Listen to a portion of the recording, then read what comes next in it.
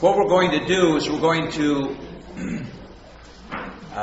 delve a little bit into quantum science this morning. Then we'll, after the coffee break, have a Q&A about anything and everything that we've been through for the last 4 days, which will take us up to lunchtime. And then we'll have our last session, since it's such a beautiful day. Instead of doing everything here and then going out for afternoon tea, we'll go out and have lunch at the farm. And then have the last session with Anne out there in a nice natural setting instead of in here. Because she likes people to be able to get on a mat and stuff. So we can do it out there instead. So that'll be kind of nice. It's a perfect day. And the leaf change is really, because we're almost 1,000 feet higher, and the leaf change is really pretty out there right now. So I'm going to start off sharing a spy story. Everybody loves spy stories. And it actually was the CIA that caused Mary and me to get together. They didn't necessarily know it at the time, but it was. After World War II, the CIA became very interested in extrasensory perception. I think that might be the word. And they started a program of remote sensing. And they had a bunch of people who just sat in rooms and tried to intuit what the Russians were doing or what Russian scientists were thinking or whatever. I don't know much about the program. But one of the fellows that came out of naval intelligence was a fellow by the name of Carl Schleicher. He's since passed away, but it's interesting if you ever want to spend a couple of interesting hours, go in and Google this guy's name, Carl Schleicher.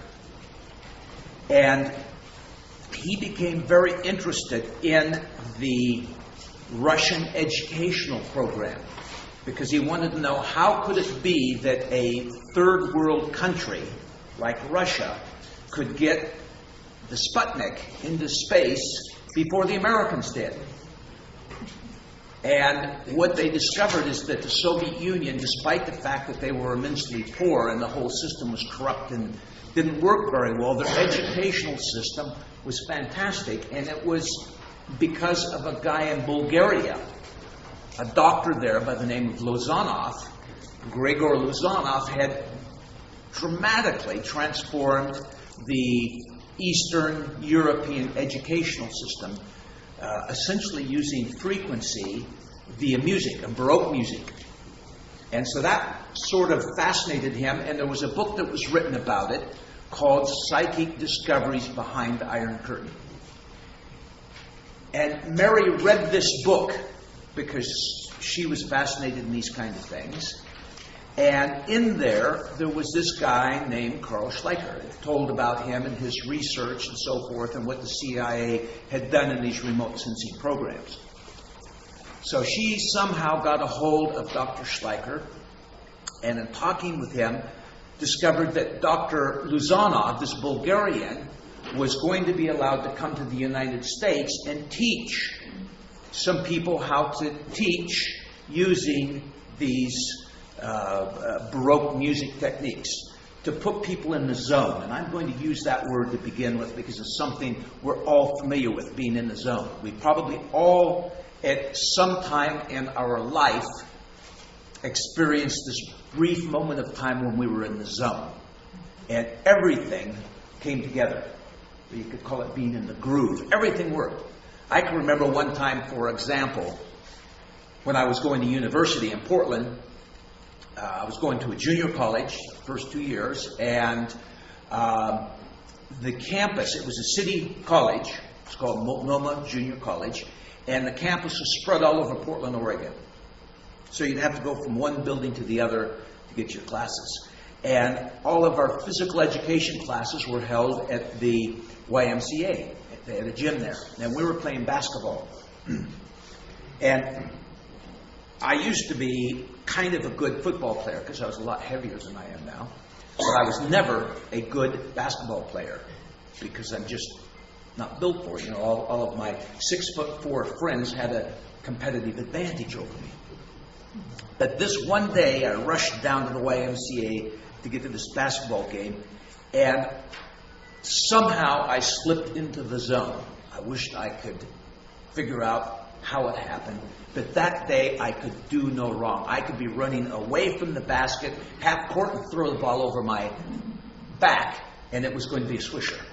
I was amazing. I was unbelievable, and everybody was stunned. They thought, this guy's headed for the NBA. And then the next day I came back to play basketball, and once again I couldn't get the ball through the hoop no matter what happened.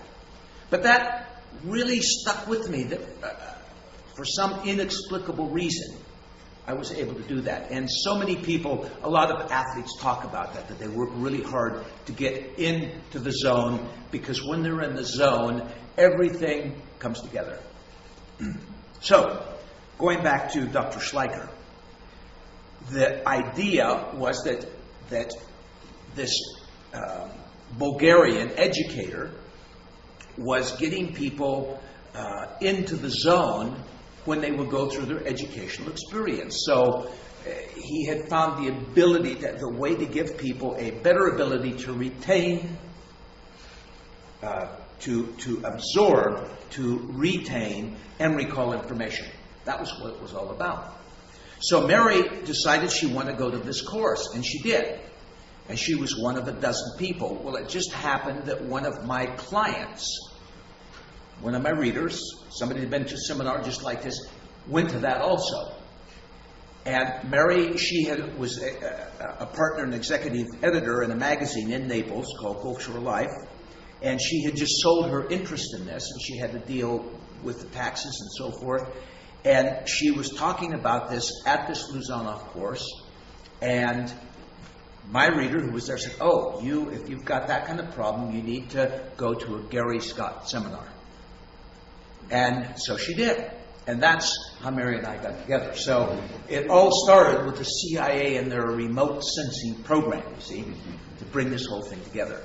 So that gets us to quantum mechanics, because the CIA understood that there is this extra ability that we have, this sixth sense that allows us to do things beyond the five senses we have, or somehow bring everything together so that we're extraordinary. And we see examples of this, like, for example, there are stories of where a mother sees their child trapped underneath a semi-auto truck, and in a moment of some great emotion, they get into the zone and they're capable of flipping who knows what a big truck like that weighs, but they can perform impossible feats.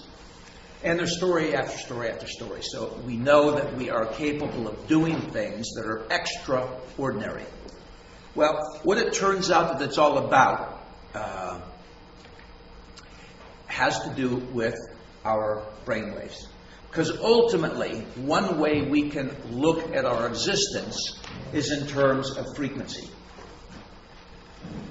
We know, for example, or we believe, that this table that's here and this chair, they appear to be solid, but most of us have been educated in such a way that we would agree that actually it's not solid at all. It's really composed of a series of tiny little particles spinning around one another and separated by monumental distances. It's called molecules. We all agree with that? So we all believe that. And we would even believe that those little bits and pieces, those molecules, aren't real particles, that they're composed of even tinier particles that are all spinning around one another and separated by great distances. And we call them atoms. Are we all still in the same boat? We agree that we are actually a composition of atomic structure? Good. Okay.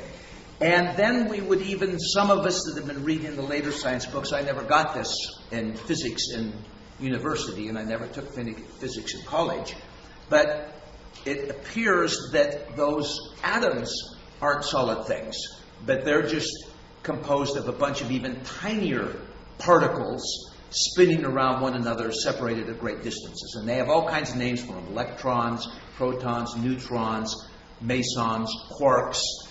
And they have these big accelerators.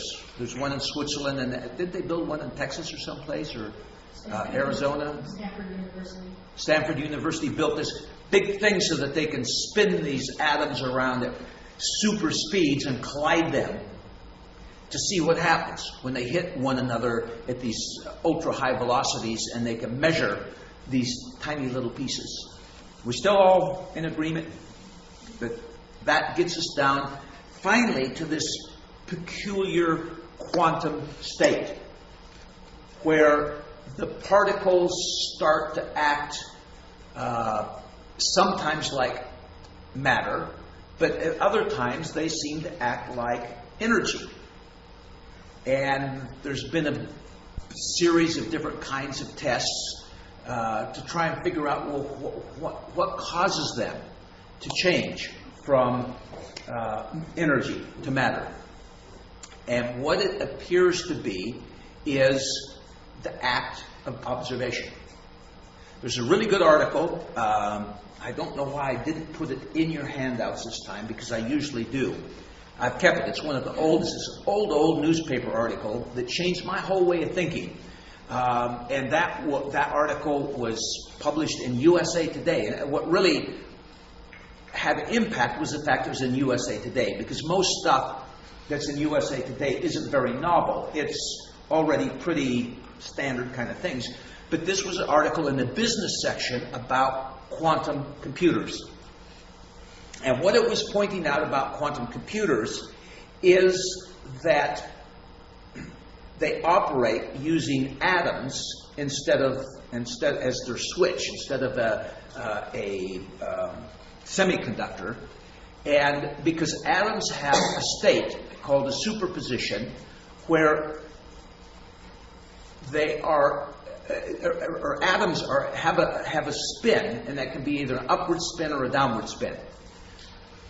But until they're observed, they're in a state called a superposition where they're spinning up and down at the same time. It's a physical impossibility. But the atom, in fact, doesn't exist in our physical state until it's observed. It's the act of observation that causes the atom to choose whether it's going to be up or whether it's going to be down. And the whole concept behind the quantum computer is that the act of asking the question causes the computer to come up with the correct answer for the universe you happen to be in. And so this science that's creating these quantum computers believes in alternate universes.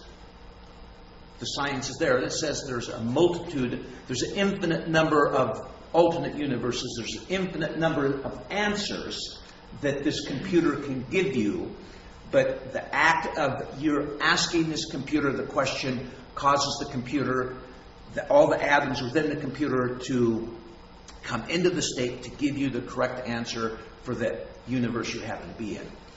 Now, and this, even 10 years ago, was not theory.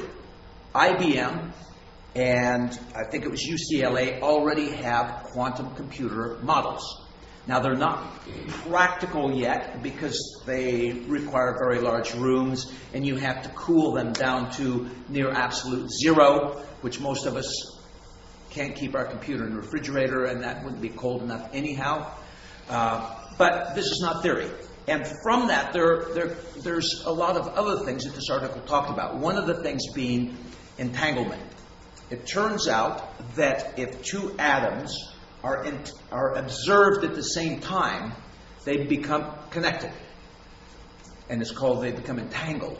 And after that time, these two atoms, if they are observed again, even if they happen to be light years apart, which is a pretty good distance if you're trying to drive it in a car. And these atoms, if they are observed at the same time, if one spins up, the other will spin down. Simultaneously. There's no time delay. So it ignores the even the speed of light, which traditionally has been used as a constant. That's something we can depend on. Light is always going to move at the same speed, and nothing can go faster than the speed of light.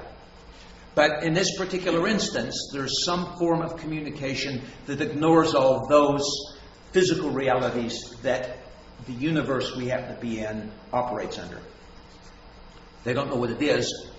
The quantum scientists haven't figured it out, but there is that communication.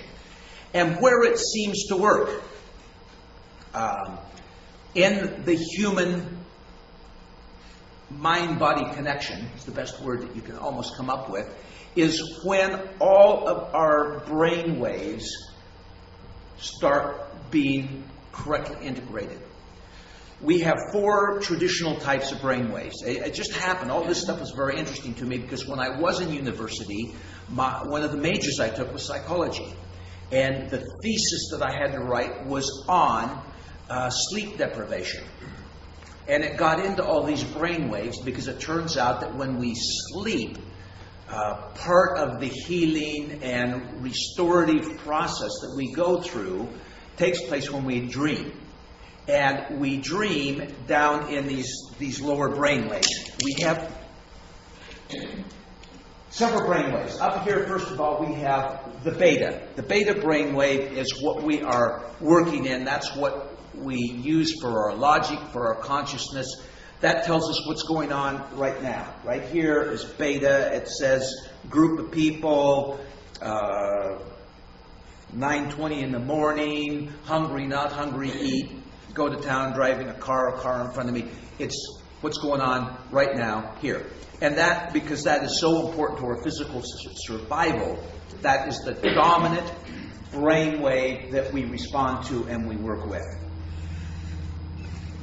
But then if we go down lower, there's alpha waves, which you might want to call the regional news. Then you go into theta, and then you go into these deep, deep delta brain waves. They're like the ultra low sound frequencies, the same ones that they use to communicate with submarines. And the reason that they can use them, if you can imagine this universe that we live in composed of all these molecules of atoms, and if we're trying to communicate through molecules,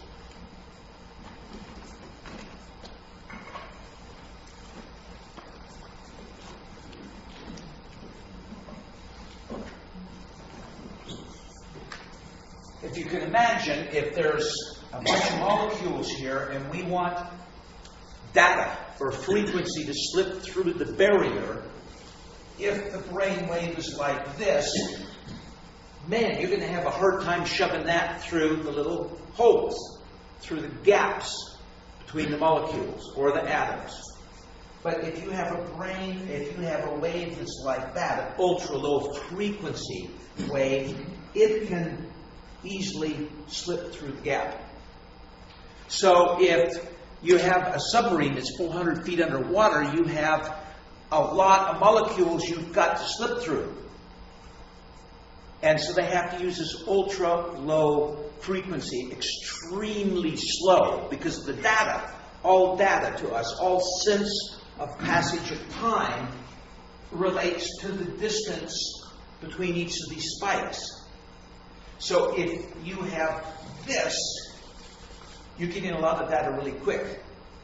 If you have this, the data is really a long time away. So when they communicate with a submarine, they can't communicate a whole bunch of words all at the same time. Those ultra-low frequencies come through at a very, very slow rate. So they might get a message at 500 feet underwater, and the message will come through like this. A or C O M E U P. So then they'll go up and stick their antenna up so they can actually get the message. They can't send a complicated message that far underwater with those ultra-low frequencies. So this is the, if you want to call it, the universal news. There was a very interesting phenomenon when they had the tsunami in Thailand. There was a zoo, and it was at sea level, and they were doing zoo-like things in the morning, and all of a sudden the elephants broke their chains, which they never do, and they ran up the hill. And the zookeepers looked at the elephants like, those dumb animals, what in the heck are they doing? Stood around scratching themselves, figuring out, what are the elephants doing? And at the same time, the other animals looked at the elephants and said, if the elephants are going up there, we're going up there. So all the other animals then scurried up the hill. And the smart humans were all standing around saying, all the dumb animals have really gone crazy today. The tsunami hit and killed all the humans. And the water rose to just about where the animals were standing, and they looked and thought, wow, those humans were really stupid not to get out of the way of the water. Now, what had happened was, if we say this is the local news, the beta is what's going on right here, we are, as creatures of our universe, we are connected with the universe in many, many ways beyond our five senses. So if something happens with the regional news, like, for example, if there is an earthquake that takes place someplace around here, but it's not strong enough that we feel it, we might have a sense of unease. Or maybe if that earthquake's going to hit just as a plane is taking off in Charlotte, we may have a feeling, I just don't feel very good. I don't think I want to go take that flight today. We might have a feeling, but then our brain will say, no, I got to get on that plane because I got a business meeting tomorrow morning, and it's really important because I can make $10,000. Where our deeper regional news is saying, well, $10,000 is one thing, but being on a plane that crashes because it's taken off during an earthquake is another thing. And even deeper than that, if there is some sort of major problem with Venus or Uranus or some other place, at some level, we're in touch with that. Or if there's an asteroid out there headed for Earth, at some level, we're aware of that. But we're not connecting that knowledge with this logic, this information. Because we come out of this infinity of frequencies, this potentiality. Bob's going to talk in a minute, and as a scientist, he'll talk about the difference between vector energy and scalar energy. Scalar energy is the stuff that we can measure in this physical world. Vector energy is potentiality. That's all the atoms that aren't being observed at this moment that can either go up or down and can create all kinds of situations. And then at this deepest level in this delta. And so when we dream, I was mentioning earlier that the importance of what they call REM sleep, rapid eye movement sleep. When we dream, we have infinite abilities. We can be in three places all at once, in a multitude of colors and a multitude of different shapes and forms. Because we're getting down and working at these deepest levels of frequency that are being processed through our nervous system. It goes beyond just the brain. Our entire nervous system is all connected. And at that level, we have these things. I can remember waking up one morning and I had all the secrets of the universe. And that second when I woke up, I knew it. And I said, Mary, I got it all. She says, what? And of course, the second you try and take infinity and put it into form, it's gone. So, it was like hitting a blank wall. Doggone it. Thought I had the whole universe figured out.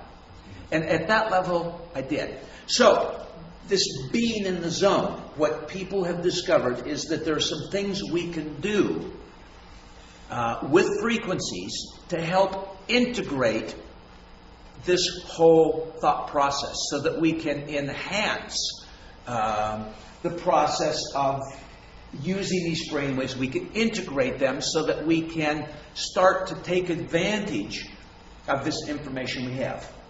We still can't put it into English all the time, but we can start to, if you want to use the word intuition, when I was playing basketball that day, there had to be a certain degree of intuition to know if I was running away. I will never forget the one shot. I was so amazed. I was going away from the basket, and I just went like that, and the basketball went right in the hoop.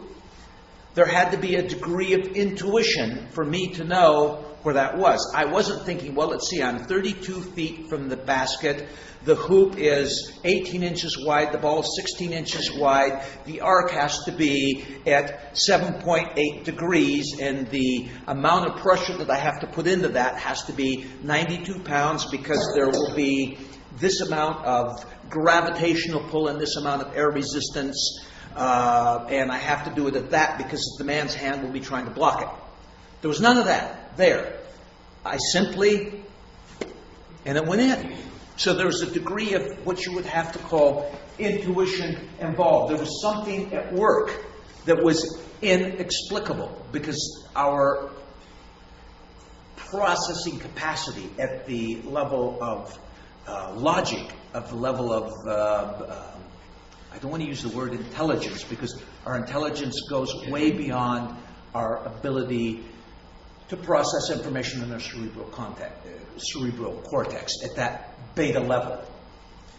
We very often get into this alpha level when we're driving. Have you ever been driving down the freeway and you've gone 100 miles and you realize it was like there was no sense of time or space? You just, oh my gosh, how did I get that far? And have you ever had a really great idea when you're driving your car and you're in that state? Well, this is what this idea, and we use this in the Spanish course, the Super Thinking plus Spanish course. The whole idea of helping people learn Spanish in 4 days is to help them integrate these brainwaves. And there's 3 ways that I know that one can do that. One way is through listening to Baroque music. The composers, and it's not just Baroque music, that happens to be the one that Luzanoff researched and studied and understood, helped the students become great scientists and great mathematicians, great engineers. That certain kinds of frequencies in Baroque music will give you the ability, it will integrate your brain waves, it will give you the ability to absorb, to retain, and recall information more effectively. The interesting thing when this happens is that you also have other things that can come together. You can become a healthier person, for example. In this process, when you're listening to this kind of music, this Baroque music, your blood pressure drops. Your heartbeat goes down. People that come to our course and have been through, there's other people using the same techniques. They find that they have all kinds of unusual healings. They lose weight. We have that happen again and again and again. People come to the course and say, I don't know what happened. I seem to eat the same stuff, but I've lost 2 inches and lost X number of pounds. All kinds of physical things happen to the body in this process of learning. So Baroque music is one thing. That's one frequency. And it's quite interesting. I've been researching music a lot more right now because I'm writing my second novel. And the first was the 65th Octave, which was about frequency. This one's the 64th Symphony. And it gets into more specifics about music. And music in the ancient times was really important. Back in China, thousands of years ago, the emperors, if they wanted to see how a part of their kingdom was doing, or part of their empire was doing, they would go out and they wouldn't look at the books, they wouldn't talk to their politicians or their bureaucrats, they would go listen to the music. Because what they had discovered, as in music, as in life, and if the people in their kingdom were becoming angry, the music would reflect that. If the people were becoming sad, the music would reflect that. If the people were becoming greedy, the music would reflect that. And they had 5 tones that they preserved.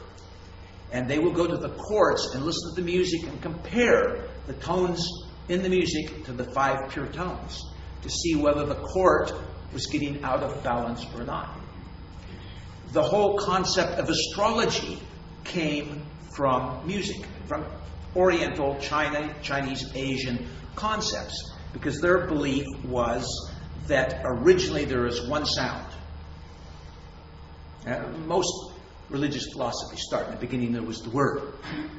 So everything started with one sound, and that then split into 2. And that, in Oriental terms, they call the yin and the yang, the plus and the minus. And each of those concepts split into 6, which gave you your 12 tones. And Oriental music today, and that's why those of us that are used to Western music have a difficult time with Oriental music, because we have an octave which is composed of 8 notes, which is really composed of 7 notes. But the Oriental music is composed of 12 tones. And so it's far more complex, and our ears aren't used to what sounds dissonant to us as these half and these quarter tones that come out of Oriental music. But from those 12 tones came the 12 signs of the zodiac. And so they put into words and concepts. And in the musician's philosophy, in this esoteric musical philosophy, each of the 12 tones represents a frequency that is generated by one of the planets. And so if you can visualize the whole idea of astrology, suddenly it kind of becomes scientific in that each planet has a frequency, and when we're born, that frequency has an impact on us. And that impact lasts through our whole life. That's how we feel at the moment when we're born, and that then, as the world changes, our feelings change, our emotions, our ability to process frequencies changes as all of these frequencies move around in different patterns and so forth. So, music is one way that you can start to integrate the brain waves to enhance your intelligence. And I don't even like to use the word to enhance it. To take advantage is a better word, of the intelligence we all have. This is not like we're creating something new. It's already there. We are already that. We just have to get it all into gear, and we have to learn to recognize the data that's coming in. So music's one way to do it. The second way to do it's really nice in the Western world. A lot of people love this because we're so pill-oriented, and that's through theanine. It's a pill, it's an amino acid, and the same thing will happen if you take theanine as if you listen to this Baroque music. And this is stuff you can measure with an electrode. What are you saying? Theanine, T-H-Y-A-N-I-N-E. Is it L-theanine or just theanine? L-theanine. Is that in here? I think it probably is in there, yes. T-H-E-A-F-I-N. T-H-E. T-H-E-A-F-I-N. Let's spell it. Let's write it out.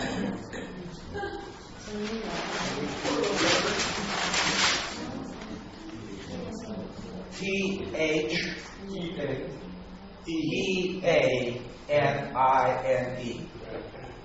L-theanine.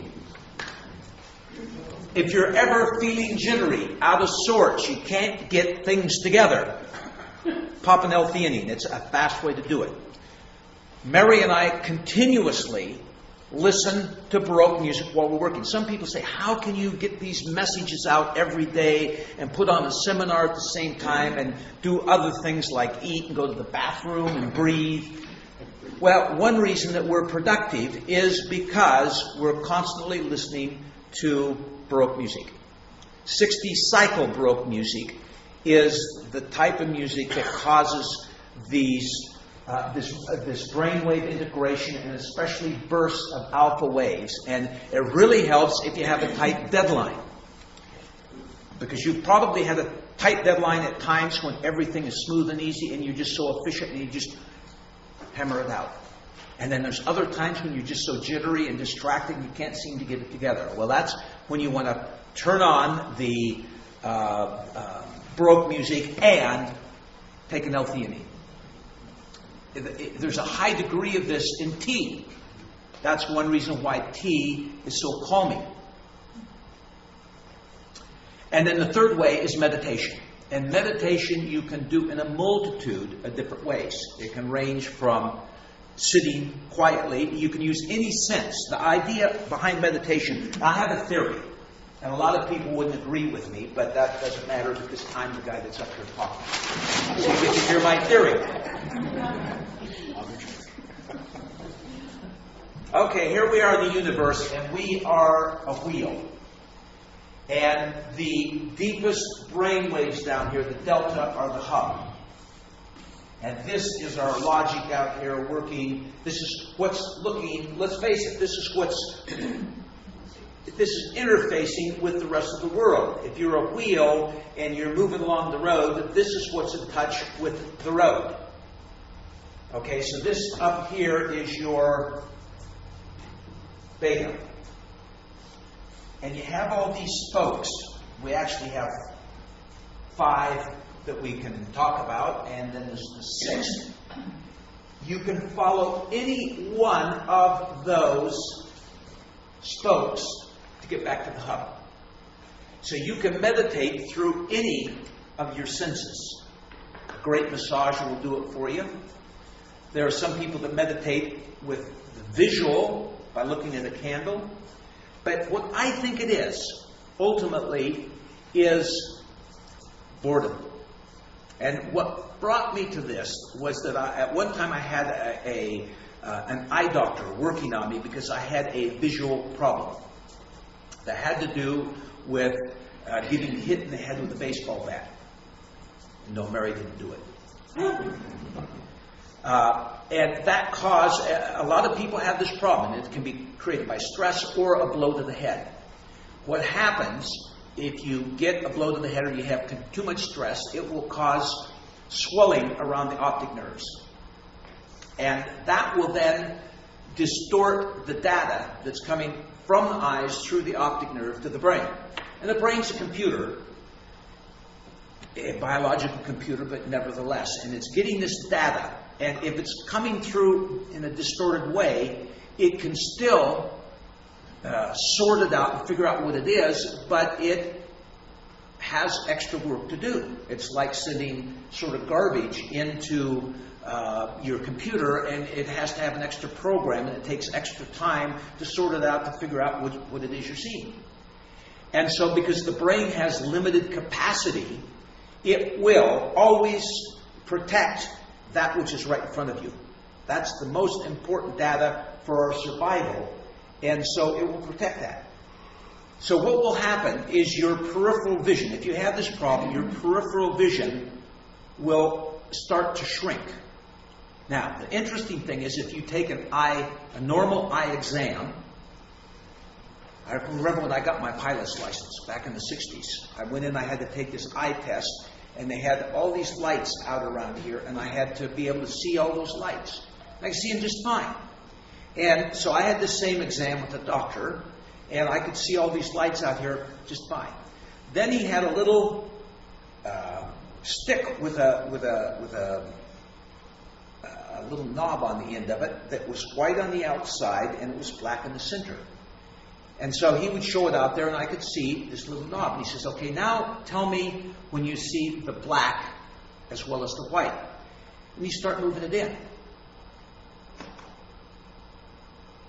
Ah, I see it.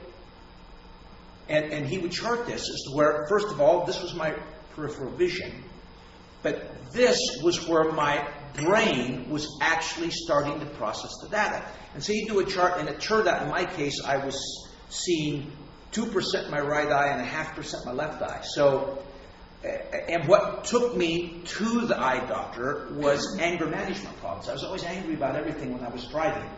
And I couldn't figure out why. I had no reason to be angry, but going down the freeway would turn me into a rage.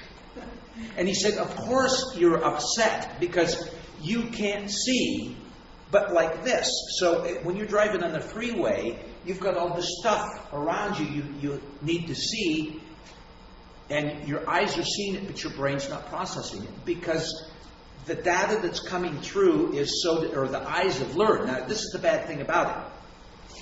You have the swelling around the optic nerves, and the brain gets used to working with just this data here, and then the swelling goes away. It's like a broken leg. If you break your leg and put it in a cast for 6 months, it shrivels, and when you're done, you're limping. You're favoring that leg, even though it's completely healed. And you have to go through physiotherapy to re-strengthen that leg. If you don't, you'll limp the rest of your life because it's weak and you keep favoring it so it stays weak. Well, the same thing happens with the brain. The brain learns how to process data based around this crippling effect you have. And so once the swelling goes away, the brain doesn't start processing information correctly. It's still processing data in an inefficient way. So I went to the eye doctor to try and resolve that problem, because that also affects your memory. And the way he tested me, it was very interesting. He said, okay, now I'm going to show you a sheet of diagrams. So there's a circle and a triangle and a rectangle and a square. Okay, look at them. And he took it away and says, now tell me what they were. Oh, well, that was a circle, a rectangle, a diagram, and a square. He said, okay, very good. Now, I want to show you some more. And he showed me 4 more. And he says, now draw them. Oh, okay, so I drew the first one, the triangle, and the rest were gone. I couldn't remember them. And then he showed them to me. Oh, yeah, that's right. Okay, draw them. I draw one, and they were gone. And what was happening is that the data was so screwed up coming into my brain. There was such a complicated process of processing this data that just the simple act of reaching down, picking up the pen, and drawing something required so much of my brain processing power that it had to dump my short-term memory into long-term memory so that I could do that simple act. So when I went to do the second one, the short-term memory was gone. Now when he showed it to me, yeah, there it is, and I could bring it back. So anyhow, that was a long story to get to at one point. I was at this eye doctor, and what he was doing is working to get the brain back to where it was supposed to be. And it does all kinds of things. I had no 3D vision, for example, which was amazing. When it suddenly came back, it was like suddenly the whole world went bang, like that. So long I'd been seeing the world as flat. I mean, I learned because she's smaller than you are, that she's further away.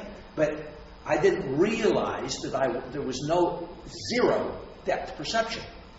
So he was doing all kinds of tests, or all kinds of treatments. One of them is you put on 3D glasses and you'd have 2 pictures on slides like cartoons, and you would try and pull them apart and still keep them together. Because you should, with the 3D glasses, they should be apart and like that. But they would go apart. There was a whole bunch of different treatments, but he was having some trouble, so he said, okay, I'm going to put you on this machine. Now what I want you to do is sit here for 20 minutes and listen to this sound. So he put on these earphones, and it started with the word table. Table, table, table, table, table, table. And then after a while, it went to fable. Fable, fable, fable. And then after a while, it went to cable. Cable, cable. So we went through all these words. Fable, Mabel, table. And at the end, he said, okay, now how many words did you hear? I tried to count back. I said, I think it's 17 words. He said, there was one word.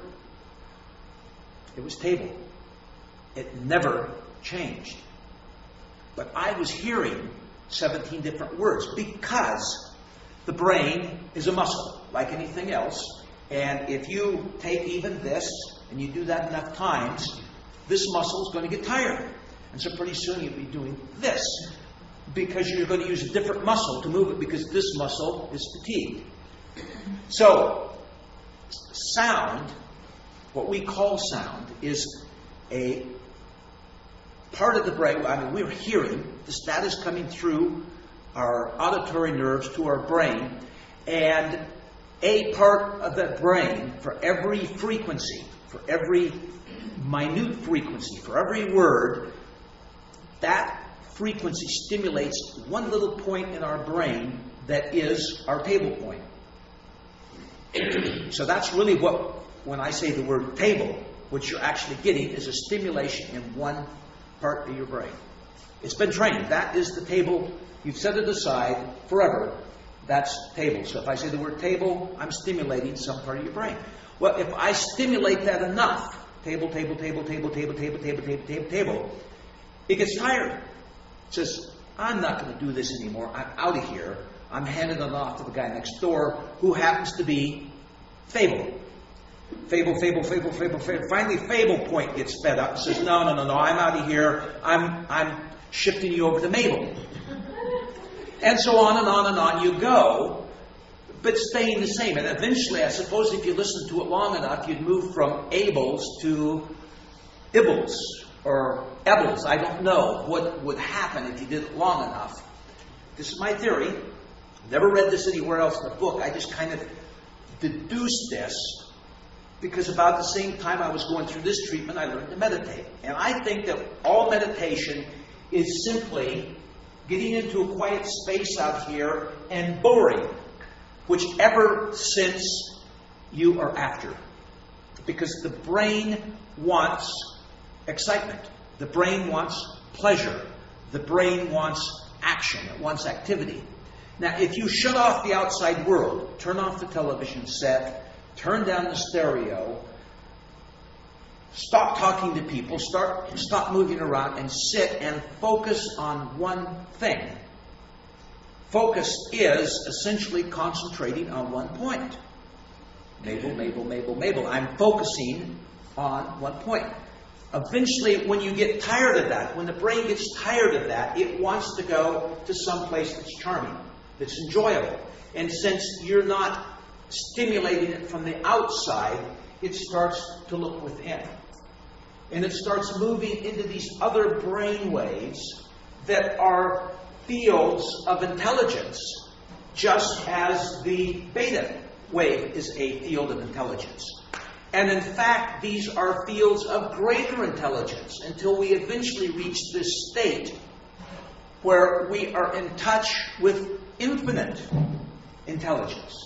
And man, that's really neat. That's why people sometimes they have some sort of physical healing, because the brain waves, our being gets down to a field where there's more intelligence than we have up here, and the body balances itself out. And so an imbalance that we had gets corrected. But to me, that's what meditation is all about, is teaching the brain, getting it in the habit of moving to these areas of greater intelligence. So when we meditate, essentially we go within, or the mind starts paying more attention to these greater fields of intelligence. That's why they always say you have to meditate with innocence. You can't have a plan or a desire in English or Spanish or German or in any language when you get into these fields, because they're infinite. You can't confine or define infinity. So this is what this idea of super thinking is about, and this idea of quantum wealth. We've spent 3 days talking about investing and talking about business, but your ultimate success will be in part on developing an intelligent business plan that deals with your customer down here, you over here, and your banker up here. Now that's all beta stuff. But the people that will become the Googles, that will become the Waltons, that will become the Microsoft people, they will not sit down and think through what the success is going to be. They will have to have what a lot of people will call luck. Boy, he was lucky to be in exactly the right time at the right place. But the reality is those people will have tapped in to more of the intelligence that they have using this frequency. So being able to start taking advantage of scalar energy as well as vector energy. Did I get it right, Bob? He's the quantum scientist back there. I was getting confused. But scalar energy is the potentiality. Yeah. And pardon? I said you had it reversed. I did. Okay, yeah. Vector energy is energy that has manifested itself. If you want a ray gun, a beam that will shoot holes through people, you need vector energy. But if you want to understand them at the deepest possible level, you're into scalar energy. You're into unmanifested potentiality. So, I'm already 10 minutes past. Bob, I want you to come up now and go into some of the more scientific aspects of this, and then we will look at how some of the ancient wisdoms have connected, or how they understood these things we now put into scientific words, but they looked at it in a slightly different way.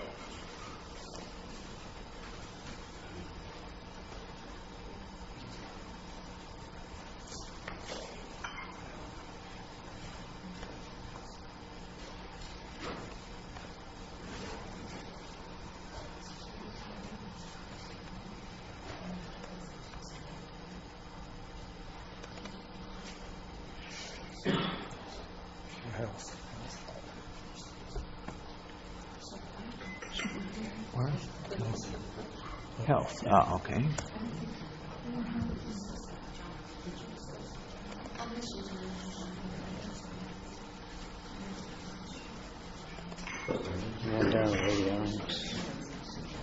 Still hasn't clicked on health. Oh. Okay. Okay.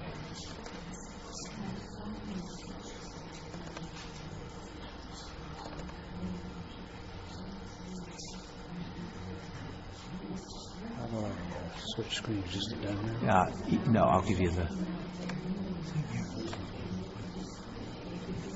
Okay. And then go forward, push to the right. Go backwards, push to the left. Right? So my name's Bob Shane. I'm a physicist and a naturopath. A little bit of history, the way.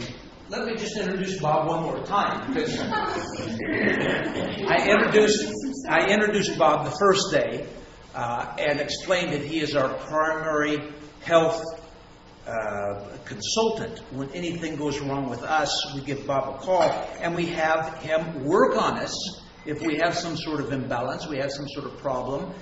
The difference in his work than what our local physician would be is that Bob is in Seattle, and he's working on us with his computer. He has a witness in his computer, but he's working on us with his computer in Seattle while we're sitting in North Carolina or Florida or Ecuador or wherever we may be. And there's no wires connecting us that we can see. There are some wires there, but we don't know quite what they are. And that's what he does, is distance balancing. Or he can do it close, but he can do the distance too. Yeah, it works close too. And we've been working with Bob now for probably 20 years. Bob used to travel with us in the old days when he wasn't married, and we benefited tremendously. We could never have given conferences all over the world, and we'd give one LA today, tomorrow travel, the next day San Francisco, the next day travel, the next day New York City, and have conferences in Budapest and all over the world. He's our secret weapon. Would you spell his last name for us? Shane, Shane. Thank you. As in Alan Ladd. So, I first met Gary and Mary back in the late 80s, I guess. And at the time I was studying physics in the 60s, and my parents got sick, and I didn't like not being able to help, and I didn't really want to have the same things happening to me. So I started to figure out how to use the principles of physics and energy in the field of health. And then in the 80s, I started figuring out that I really needed to save some money, and I wanted to learn about investing, so I went to one of Gary's seminars. And I kind of always show up really early to pick the best seat in the place. And I came down, it was like 6, and the seminar starts at 9. Mary's in the back of the room, and she's got a little black box there. And so I walked up to her and I said, well, how do you like your SE5 is what the name of that device was. It's a radionics device that we'll be talking about in a minute. And she was using that she took a picture of the room, which is a witness of the room, which carries that energy imprint or the pattern of that seminar room. And you put it in the instrument, and then you can enhance the probabilities that that room will be in a space that will allow the attendees to learn easily without confusion, take in the information, understand it, be able to utilize it when they get back. So it just creates an energetic space where learning and teaching and no heckling and things like that will be facilitated. So you aren't forcing anything to happen. You're basically changing the information in that space to enhance the probabilities of obtaining the result that you want. So we're going to be talking about that in a little bit and explaining kind of how that happens. So one of the things Gary was talking about was physics and how we get from classical billiard ball Newtonian physics to quantum physics, and then into what I'll be talking about is informational space. So this is basic classical atoms. So you have, does this thing have a laser in it? So you have basically the center of the atom, which is neutrons and protons. This is what waves have weight. You have electrons that surround the atom, and they don't have weight, or very much. And then the classical atoms are like billiard balls. If you shoot at one atom at another, it's like a billiard ball is going to bounce off of each other and go in different directions.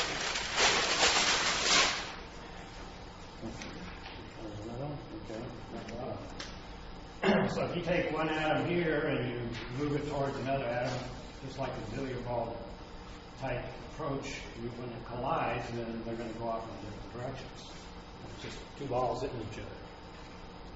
Now, when you get into the quantum arena,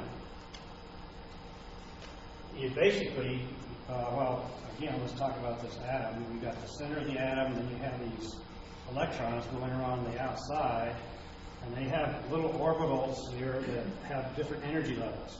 So an electron here is going to have more energy than an electron in an inner orbital, because it has to have more energy to stay farther away from the center of the atom, which is attracting it in.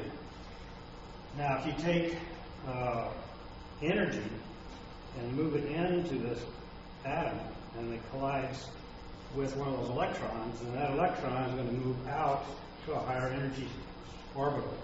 So it's going to absorb a certain amount of energy, just enough to move from there to there. But that's an unstable state. It's not going to stay there unless you keep pumping energy in. So when you stop pumping in the energy, this electron is going to go back down here, and as a result, it's going to release energy. And that energy is called a photon. And it's basically light energy. So that's real basic atoms. Now, when you get into the quantum level, which is, like Gary said, going deeper and deeper and deeper, they started finding out that these electrons really aren't particles. I think I have a picture here for that.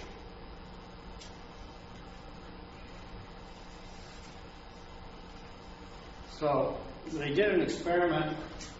This was a Russian experiment. I couldn't read it. And what they did was they took 2 petri dishes and they introduced a virus into one of them. And they had a partition with a window in it. And when the virus went into that one petri dish and started creating a disease pattern, this petri dish, which had the same material, developed the same disease, even though no virus was ever put in it, as long as this window was there. If they blocked the window, then that would not develop the disease. So that is showing that the electrons or the atoms in that material is communicating with the same material on the other side of the partition. This is that entanglement theory that Gary talked about, through photon release. So atoms in the body or anywhere else are communicating between each other with light particles called photons. And Dr. Poppin, a physicist in Europe, has gone into great detail with how photon communication is the primary communication of the body's atoms. So a lot of times we're thinking about chemistry. Most of the conventional knowledge is chemistry, how 2 chemicals react and create different kinds of situations in the body. But what's actually controlling that chemistry is the electromagnetic fields and the photon release of the atoms. So this little experiment is showing that it's not the chemistry really that's controlling things, but the release of electromagnetic energy and photons being communicated between entangled materials.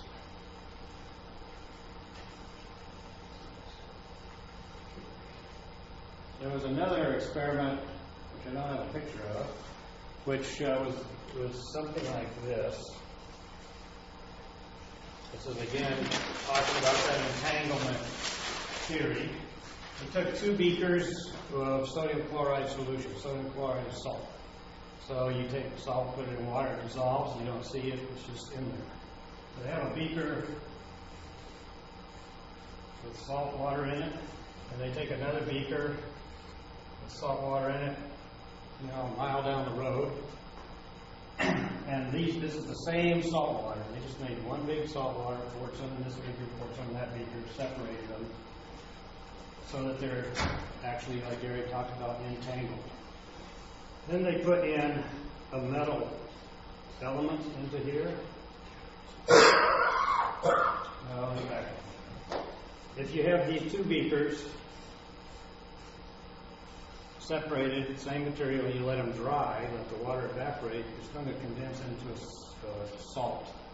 Salt on the bottom is a crystalline structure that's solid. So when you look at it under a microscope, you can identify it because of the crystalline structure. So when you take this same material, salt water, and introduce another material into it and let it dry, and only do it in this beaker, it creates a different kind of crystalline structure when the water evaporates.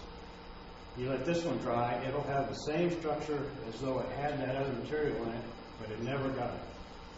So these 2 beakers are entangled. When you do something here, this one takes on the same type of reaction, and then when the water evaporates, you have the same crystalline structure. So what does that show us? They didn't have any photons going back and forth, because a mile away, the photon would never get there. So what this is kind of showing is that when you have an energetic interaction happening in a space, there's a holographic memory of that interaction that remains in that space. And since this beaker is intertwined with this one, when it evaporates, it takes on and creates this little hologram of what that material represents, and it's a memory in that space. So it's kind of like having cellular memory. Anything that's ever happened to us, all of our cells have cellular memory of what that was. Especially if it's an emotionally charged event, it's going to be a very strong memory, and that'll predispose you to recurring patterns of ill health or whatever you have. These things, because they're memories in the tissue, create recurring patterns of disease, for lack of a better word.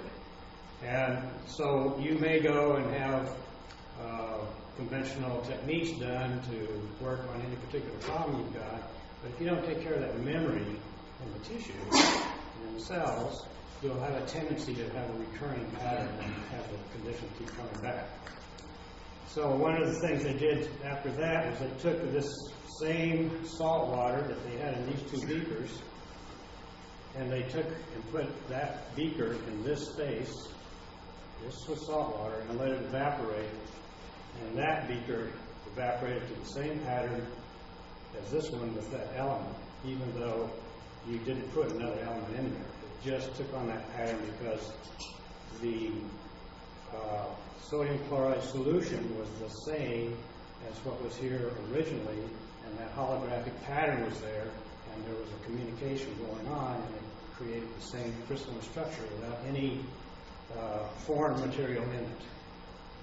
So we're showing that you can have patterns of memory, for lack of a better term, in space, in our bodies, in the tissues, and we need to be able to find a way to interact with that information and give the body the correct information and help it release these patterns, or your environment or whatever you're talking about. So you probably have heard of these highways where certain corners you have lots of accidents. Well, those accidents create holographic images, and if you happen to be susceptible when you're driving through that area, you can be more likely to have an accident just because that pattern's built up over the years and is still there in that environment. So now we can see that we don't just have atoms hitting each other and bouncing off. We have atoms that communicate with photons or light particles. And we don't have, and then beyond that, we have holographic memories of events that can be stored in space, or stored in our cells, or stored in the tissues. And Gary was also talking about, we'll talk about photons in a minute. If you take a barrier and put a slit in it, two slits, and then you have a photographic screen behind it, and you take an electron gun, you're going to fire an electron at one of these slits. If it was a billiard ball type of universe, that electron would go up here, go through the slit, and then impinge on this photographic material, and you have a dot. You fire one over here, and you get another dot. But that's not what happens when you do this experiment. When you fire an electron,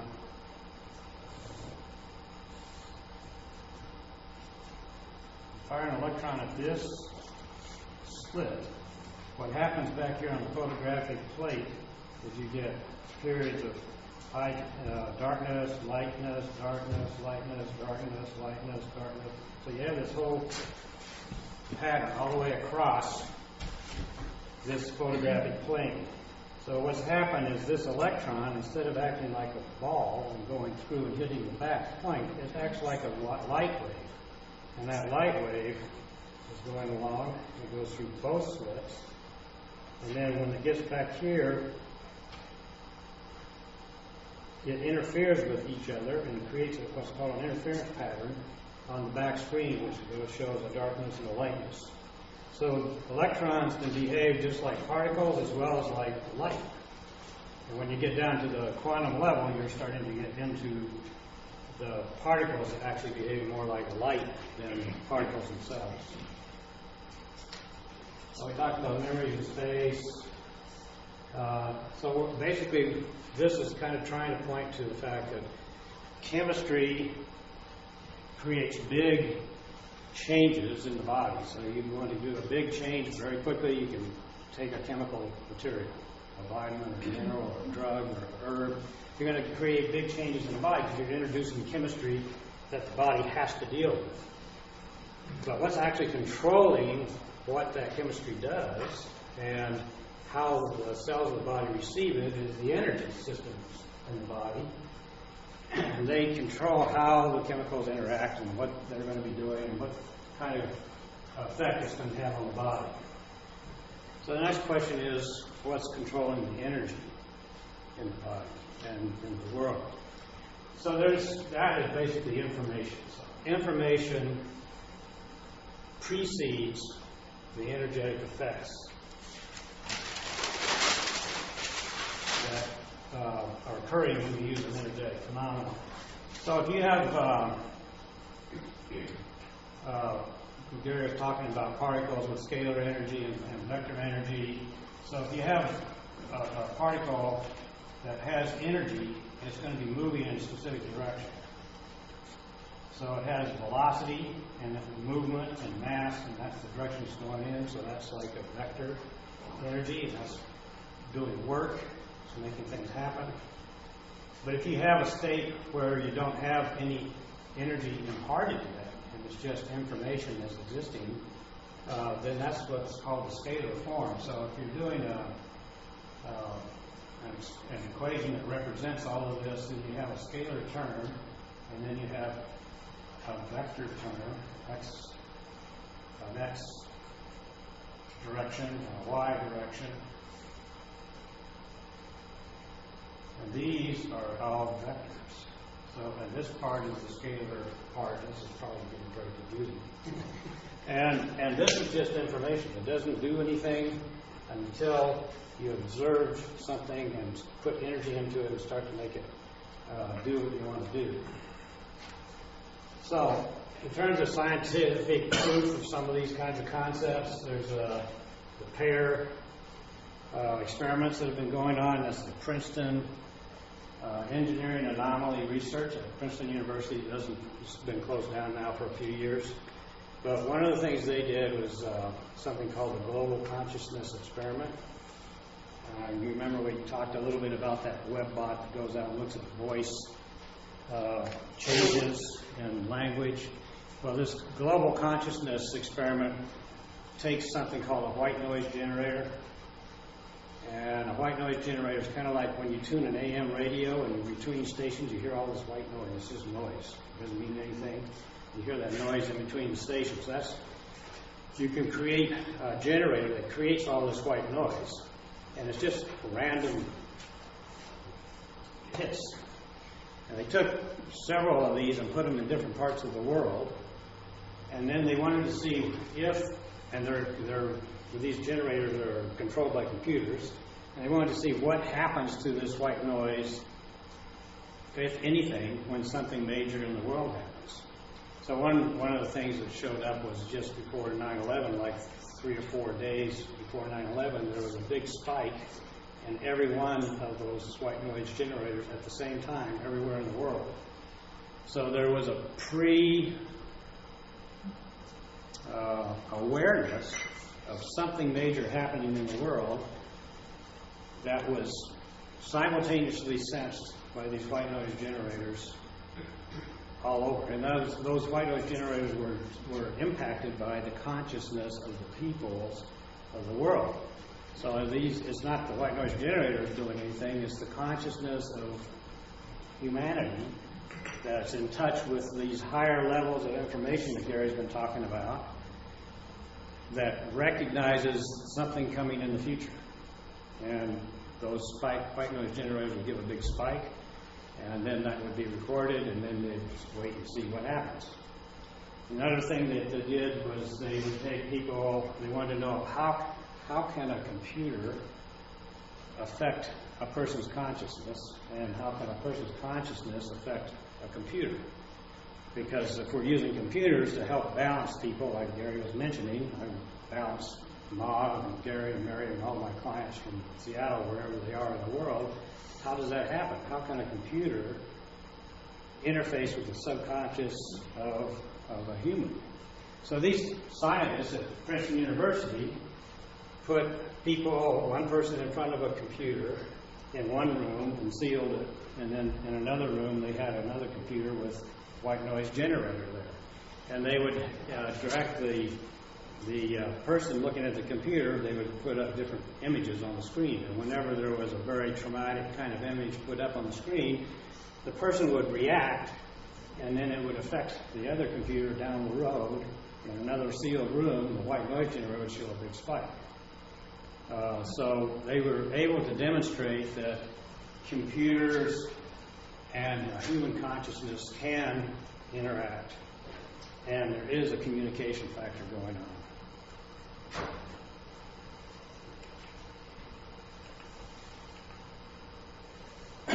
So there's a physicist named Burke Hein, and he's postulated 12 dimensions in our existence that he's been able to model, and he's actually been able to mathematically calculate them up to, I believe, 6 and 7. So when we're talking about dimensions, we're living in a three-dimensional world, so to speak. So we've got first, second, and third dimension are our physical world that we're living in. That's what we're all aware of. It has height, width, depth. And the fourth dimension is time. And then up here, above this line, dimensions 7, 8, 9, 10, 11, and 12, that's all information space and spiritual knowledge and information. And these dimensions here, 5 and 6, this is what's called transitional dimensions. They're transitional dimensions because it's going to be taking information, transforming it through time to become a reality in our three-dimensional world. And information space is all information. Everything, anywhere, all knowledge, past, present, future, is all up here.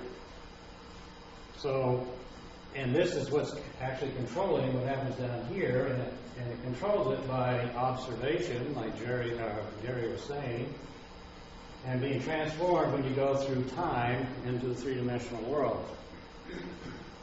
So let's take an example to maybe make this a little clearer. Think about a piece of property.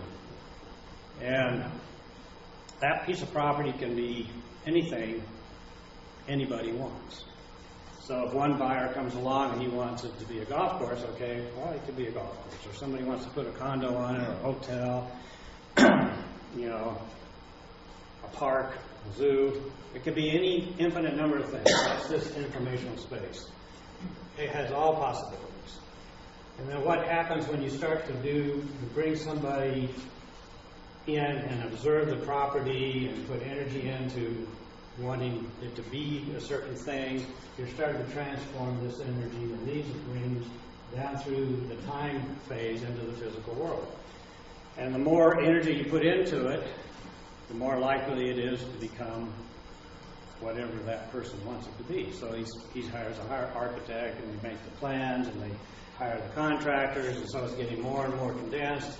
And eventually you start to build, and now you're going to manifest one of these possibilities. So that's what Gary was talking about. When you take information with infinite possibilities, you observe it and work on it, put energy into it, and eventually it becomes manifested in the physical world. So, what if there's a problem with this blueprint? When you start to build, and you're going to have a faulty structure, and in an earthquake, the place is going to fall down. If you want to fix that, and it's already built, it's a big problem. You got to go ahead and hire another contractor, maybe tear some things down, put in more supporting beams. But if you figure out that there's a problem before you've actually built it, you change the information, the blueprint changes, and you build it correctly. And you've saved a lot of time, you've saved a lot of effort. And if we're talking about health, you may have prevented a health problem. Because if you find an imbalance in your information, if you know how to get up here and access this information, then you might prevent something from happening in the physical world. If it's already here, it's harder to fix. And if you come in and bring in, your medical doctor, and he takes the life-saving procedure that you have to have, if it's a life-threatening situation and you're still living, then if you really want that problem to go away in its entirety or not come back, you need to change why it happened. What caused that problem to manifest in the moment? We need to address these informational fields. So that's what we'll be talking about with some of the equipment I'm going to describe in a minute. So, like Gary was saying, how do you get to this? You can do it through Baroque music, lowering your brain waves to delta, doing meditation. You can actually access these type of layers with the yagras that Chuck's going to be talking about. And you can do it with computers if you have the right type of the computer equipment and radionics type equipment. So let's go see. Yeah, let's do.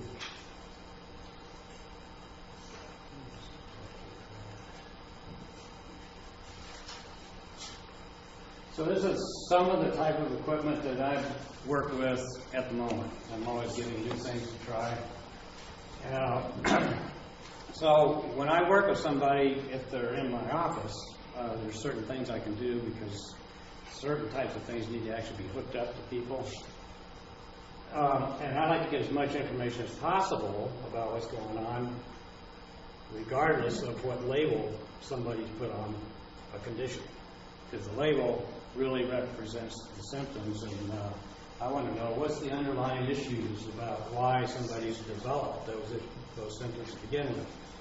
So I use a device called the ES Tech, and this is more of a physical device. You have electrodes on the forehead, hands-on electrodes, feet-on electrodes. You have an oximeter on the index finger, and it's going to be measuring very non-invasively.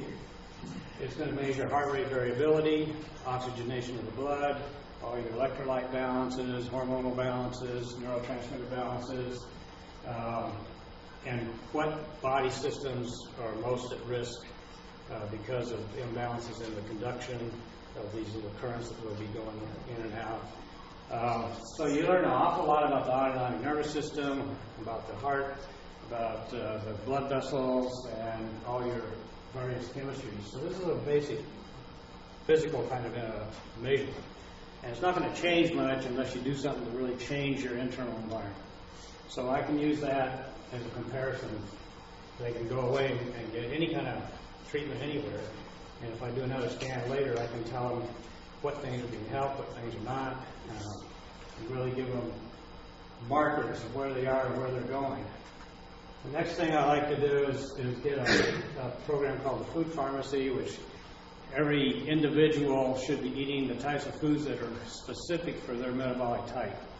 So if you are autonomic dominant type of person, if you're sympathetic dominant, meaning you're mostly in your fight or flight kind of methods, you're type A personality, a workaholic, you should be eating a different kind of food than if you're a parasympathetic dominant person who is laid back and doesn't work so much and relaxes more and drinks beer and takes it easy. So you're going to have different types of foods to eat to optimize your body's ability to create the fuel it needs to work. It also will depend on how fast you oxidize. So you can be a fast oxidizer and a slow oxidizer. So there's lots of possibilities, and you can determine those and create diets and things like that. And another thing I do is clinical kinesiology. Again, those people have to be there for that. Most of you probably know what applied kinesiology is, muscle testing. With clinical kinesiology, you don't leave anything to anybody's predisposition or bias. You use the mudras. There's thousands of these mudras to ask the questions of the brain, and then the brain or the person's subconscious will direct you and where to do your intervention, where to do your treatment, what type of treatment you should do, in what order should you do it. You want to do structure, electromagnetic, acupuncture, herbs, emotional work. It just takes you all the way through the whole process and lets that person's body tell you what's optimal for them, so that you aren't just doing cookbook stuff out of a school. Then, I don't do all these on everybody every time, of course, but scanar from Russia was developed to treat almost any disease in space. because you can't do drugs. If you take a drug in space, all your urine's reprocessed into drinking water, and you're going to be drinking everybody's drugs. So it's not a good idea. You can't do injections, you can't do surgeries. So this is a device, it's a little electrical device that puts out a signal that measures the bioelectrical characteristics of the tissue and then puts in the corrective signal to re-establish normal bioelectrical characteristics. So you can work through the nervous system and affect the organs, and work through the acupuncture system, and affect the meridians. With this device, it's only about this big. Another thing that can be used is a device called a pulse, which puts out a large electromagnetic pulse, and that's often used to help relieve pain, to reestablish the normal cellular membrane charge so that nutrition can get in, reduce inflammation. And then the Diacom, there's probably a dozen companies that make similar equipment. This is also from Russia. And what it does is it puts up a picture of the organ system that is scanning, and then puts symbols that measure the stress in the tissue on a scale of 1 to 6. And then you can actually reduce that away. You can go in and test different homeopathics or nutrition or things that will help reduce that stress in the tissue. And then you can send in a signal that's inverted in phase so it neutralizes those stresses. So when we're talking about doing energetic type balancing like all these devices are doing, you're not directly working on the physical necessarily. You're changing the energetic state of the tissue or the information that the body has available to it so it can start doing a corrective process. The lead is the meridian energetic analysis device, so I can go in and measure every meridian and find out which meridian is out of balance. And then the Nest Pro Vision is a device from Australia that takes about 10 seconds to do a scan, and then it tells me what part of your whole body electrical field is distorted and what systems are under-energized and what systems need to be detoxified. And it also incorporates some of Dr. Hammer's work from Germany, which measures patterns in the brain that are reflective of emotional traumas in the past that set you up for disease now. So Dr. Hammer developed prostate cancer when his son was murdered shortly thereafter, and that was a major emotional trauma for him, and he couldn't get help from other doctors in the normal means, so he figured out that he thought that emotional trauma was what caused it, and so he went through the process of releasing that trauma on that emotional imprint, and his cancer got better. So he developed techniques where you can x-ray the brain and or MRI it. You can actually see on those x-rays the circular imprints of emotional traumas over the tissue that's neurologically reflexive to the organ that develops the disease later on if you don't do something about releasing that emotional trauma. Now we're getting into some of the equipment here, the core energetics, the SE5, the biophoton. These are devices that are measuring that informational field that we were talking about. And it does, the core, for example, does it by having a white noise generator, and then it has 150,000 plus things that it tests.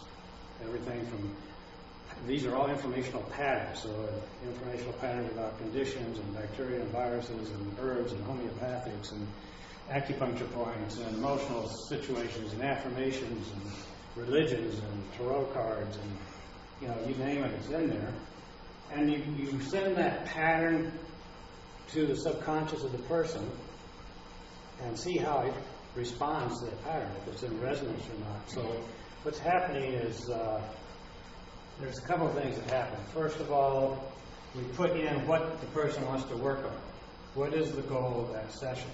That's like a template that's overlaid on top of the white noise generation so that you're filtering everything that you're testing through that goal, and then the results reflect how all these 150,000 things might affect the subconscious of that person relative to the goal.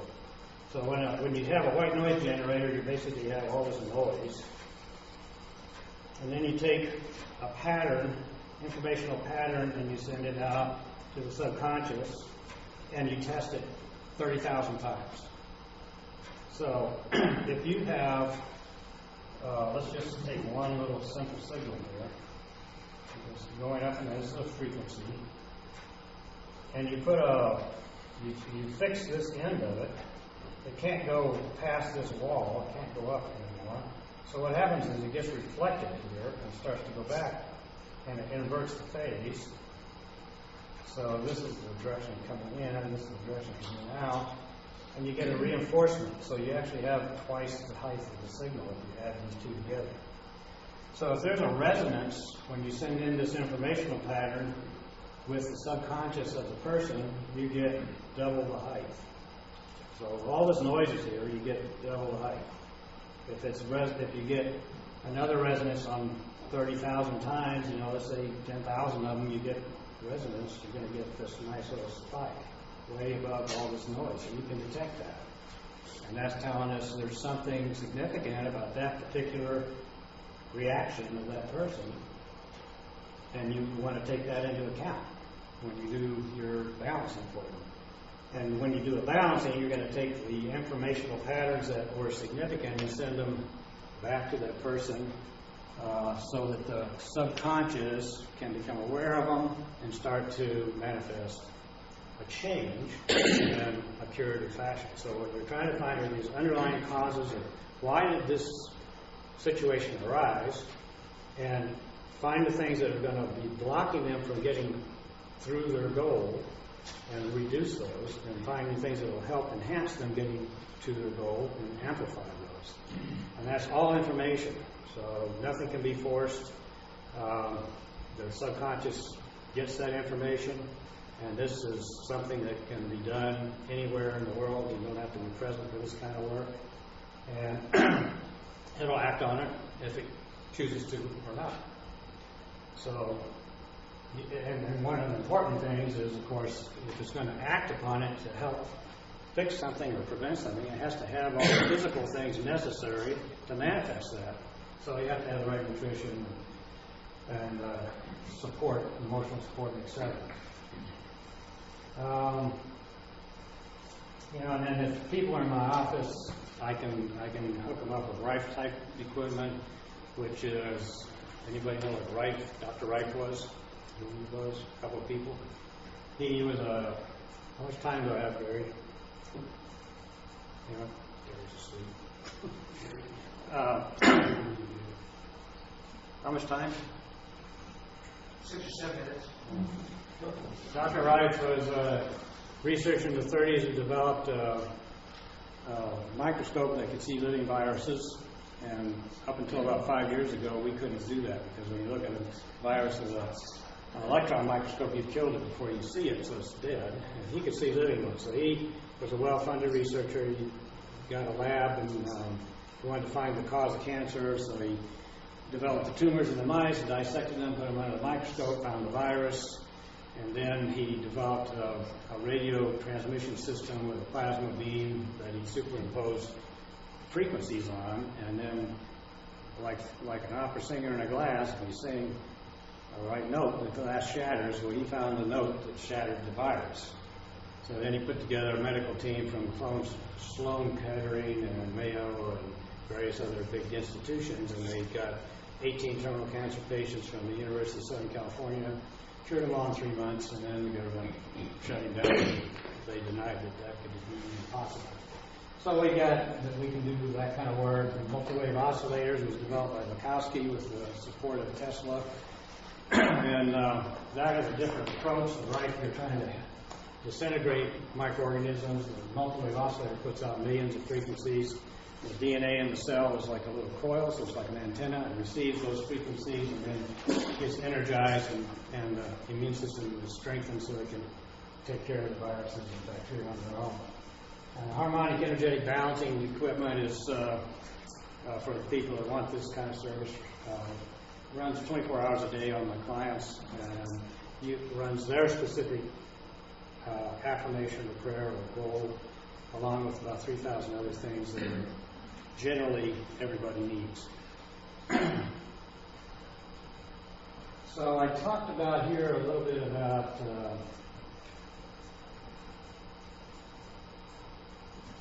getting the information from past, present, and future to affect something. So let me just kind of give you an idea about that. If we were living in a two-dimensional world, it would be flat beams.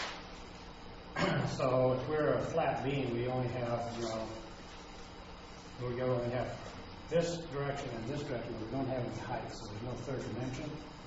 So if we're kind of moving along this road on a flat car, we know what we've seen in the past, we know what's going on in the present, but we don't know what's going on in the future. But if you take, like that dimensions I showed you, if you have somebody living in a three-dimensional world, they're up here, and there's another car coming this way, they can see a future event, because they're up here looking down, and they have more dimensions to look through. So you can apply that to all those dimensions that we talked about up to 12, 13, 14, 15. There's some information up there in those dimensions that can see what's the future possibilities.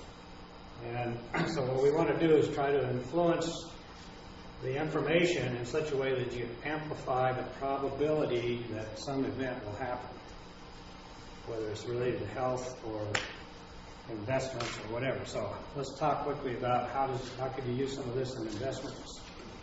Since that's not my field, I'll talk about it.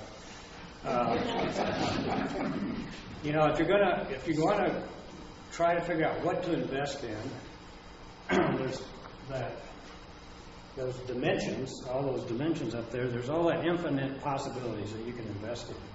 So you need to narrow that down a bit. So one of the things you can do is have your chart done and figure out, well, where am I in tune with making money?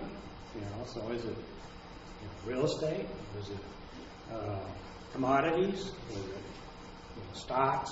Whatever. And then what field is more in tune with my energetic possibilities for earning money and having wealth come in easily?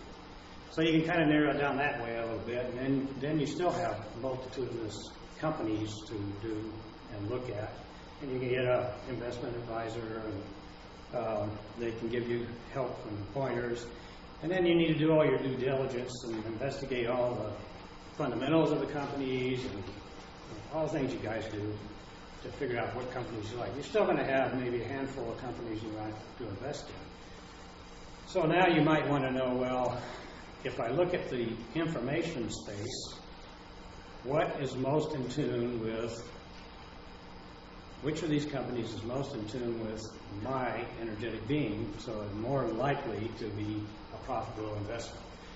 And you can use a lot of these pieces of equipment that work in the information space to measure whatever you want to about that company. You can measure the company in general and see what its effect is on your vitality. So you can measure your vitality and see if it's going to lower your vitality or raise your vitality. You can look and see if it's going to be something that's going to be non-stressful, if it's going to be profitable, if it's going to be long-term or short-term. You can measure the probability of which companies are the most likely to be in tune with your energy fields and your informational space. And so that's just another tool to help you pick a company to invest in. And Gary and Mary do that kind of thing, and we know other people that have equipment like this that helps them make those kind of decisions. So, that's not my field, but it can definitely know how to measure the effect of the energetic pattern of a company on somebody's vitality and on their health and on their well-being. And that's just another way of picking possibly the company that's going to be the most profitable for you over whatever short-term, long-term, whatever your goal is. So, anybody have any questions? I don't know where to start. It's like the snake oil salesman from standing here, from where we come and what you know. Mm-hmm. So it's totally foreign and a lot for my well-being. And I'm very interested. There's things that you've mentioned, that Gary mentioned, there's something to do with the 60 cycle tones. I don't know if there's any other harmonic tones in the scale of the language that are receptive. That was one question. Well, there's lots of what does this cost? Excuse me? How do we approach this with you? Oh, well, if you want to work with me, we can talk separately, but, if you're doing it from the point of view of investing, it's going to be a different kind of thing than if you're doing it from the point of view of health. If I do an analysis, like I've worked with a few people here this weekend, and it's about $150 for an analysis and balancing, and that's like what's going on. And then I do an ongoing process for 30 days. Where you're getting a repeated balancing every day for 30 days. That's on the investment side? That's on the health side. Okay. In the investment side, it would be kind of similar. Try to find out what the underlying things might be and helping that are preventing you from having a free flow of abundance and be working on balancing that kind of thing. Or if it's just a one-time thing, you want to know, well, what companies, you tell me what companies you are thinking about, and I look and see what resonances are the most resonant with your subconscious. That wouldn't cost very much because it wouldn't take very much of my time. So, and then the 24-hour day thing is about $35 a month. So you put in whatever you want. So I have some doctors that are undergoing IRS audits. Well, we put in that we want to have their case settled quickly with the highest good of all, with the optimal compromise, so that IRS thinks they win, the client thinks they win, everybody's happy. And that works. I mean, I've done that for myself. IRS is after me, and You said $35 a month? yeah. You want it, huh?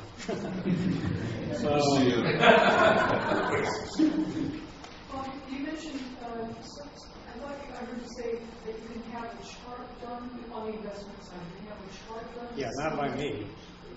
That would be like Blaine or Dana. Norris or Rangers. Yeah. Yes. Is there a name for this process that you do? Radionics would be the overall global name for distance work. Radionics? Right. So where are you located? I'm in Seattle. Yeah, I can. Gary and Mary's got my contact. I can give it to you outside. Somebody asked me a question about something. Does the health template that you build help the investment? It will, yes. I think that's one of the points Gary's made. If you're going to have quantum wealth, you should probably have quantum health because you can't attract the most benefit that you would want if you aren't in a healthy state, because you're using up a lot of your reserves to deal with whatever conditions going on. So that's where one would start the health side of things. Well, that would be a place to start, but some people only want to look at the investment side. I mean, it certainly can do that, but it's going to be more likely to be productive if you have the health side of it too. I was just going to say that on the IRS thing, they came after me for about 4 years of taxes because I was running a business and working at the same time. I work at Boeing, so they wanted to tell me it was a hobby, and I owed them, $25,000 in past taxes or something. So I have my accountants going in because I just go berserk. Sitting there in an IRS audit. So it was going on for about a year, and I'm sitting here. I finally dawned on me after a year that I could use these techniques help resolve the issue. So I got my tax returns and the auditor's name and all the papers they sent and put them on what I call the input of this SE5 and programmed it to come to a compromise solution that would be beneficial for me and on the highest good for all. And the next day, my accountant went in for the first meeting with the appeals officer, and before he could say a word, the guy said, "We'll give in on 3 years if you give in on 1." And so what it meant to me was, instead of owing $25,000, I owed them $2,000, and they accepted my business as a business and not a hobby, so I could keep taking deductions. And I was ecstatic. So, yes, sir. The Baroque and the 60 cycle. The Baroque basically is a 60 cycle type of rhythm, and that's because it helps entrain the brain's frequencies, like Gary was talking about, to get you down out of your beta. Well, it's actually 60 cycles higher, a higher frequency, but by getting you entrained to the 60 cycle, if you take the harmonics and go down in harmonics instead of up, you can get down to a lower brainwave pattern, and if you get down into your alpha or delta state, then you're going to be able to reach the information plane more easily. And when you're in that kind of state, you learn better, you heal better. Your healing time is at night when you're sleeping, and your creative time is at night when you're in your dream state with the REM activity of the eyes. So that seems to be the optimum pattern, but it needs to be, I'm not real clear on this, but it needs to be kind of in that Baroque music phrase, because if you're talking about 60 cycle and the lights, that's not healthy. So you've got to add into it the harmonics of all the music. It's the rhythm is 60 cycle, but there's all these other patterns that are part of the Baroque music experience that make it a beneficial thing as opposed to 60 cycle heights, lighting and electricity in the walls. I think my time's up. Do you have a couple of books to recommend? That would be a good Yeah, if you want to read a book on radionics, I would recommend The Report on Radionics by Edward Russell. It goes through a lot of the history and the research that's been done. Most of it is, basically not accepted in the United States, except in terms of agricultural use. So thank you, and whoever's next can step up to the plate. And a couple of other people, and he's an Ironman triathlete himself. So he's written 2 books, one on diet, called 3 Seasons Diet, and one on exercise called Body, Mind,